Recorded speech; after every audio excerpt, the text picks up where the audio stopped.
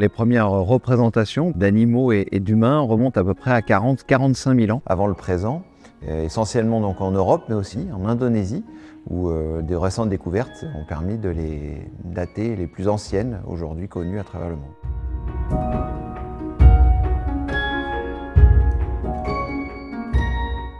Les premières œuvres que l'on connaît, quand on parle encore une fois de représentation, elles sont bien le fait d'Homo sapiens. C'est bien lui qui est à l'œuvre pour faire ces représentations.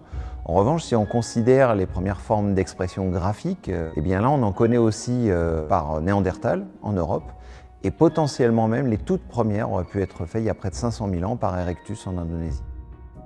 Les premiers groupes qui font des représentations ont investi une très grande diversité de supports. On a à la fois donc des matières dures animales ou des supports lithiques pour les objets, des outils, des armes, mais également donc des statuettes qui vont être sculptées. Et les contextes, cette fois pour ces environnements, eh bien, sont très divers. Ce sont à la fois les grottes qui sont souvent les plus connues, mais également donc des abris sous roches et des parois de plein air. Les sujets de prédilection, ce sont essentiellement des animaux et essentiellement des grands herbivores liés à leur environnement respectif. On a aussi, dans des registres beaucoup plus modestes, les représentations humaines. Et puis enfin, un ensemble de formes géométriques qu'on appelle les signes, extrêmement nombreux et de formes très diversifiées qui accompagnent les figures animales, là aussi dans tous les contextes, aussi bien sur objet que sur paroi. L'emploi du concept d'art, il est toujours un peu compliqué parce qu'il est évidemment extrêmement connoté par rapport à la considération qu'on peut lui porter aujourd'hui, par rapport à la façon dont on va, nous, voir les œuvres d'art actuelles ou contemporaines.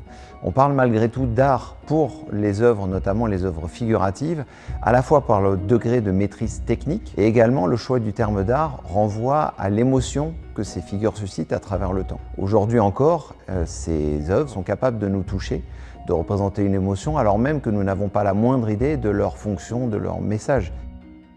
Alors, la question du sens pour les représentations et pour l'art préhistorique est une question qui revient souvent et qui est très compliquée à appréhender, à aborder. Cela renvoie en fait à des contextes très diversifiés. Et donc face à ces multiplicités de contextes, à la diversité également des compositions, des choix thématiques, des choix stylistiques, y compris parfois au sein d'un même territoire ou dans un même moment donné, on perçoit très rapidement qu'il y a très certainement une multiplicité possible des fonctions, du rôle de ces représentations, aussi bien d'ordre peut-être spirituel que dédié à être un support de récit, possiblement de mythe, et également à des fonctions possiblement plus utilitaires.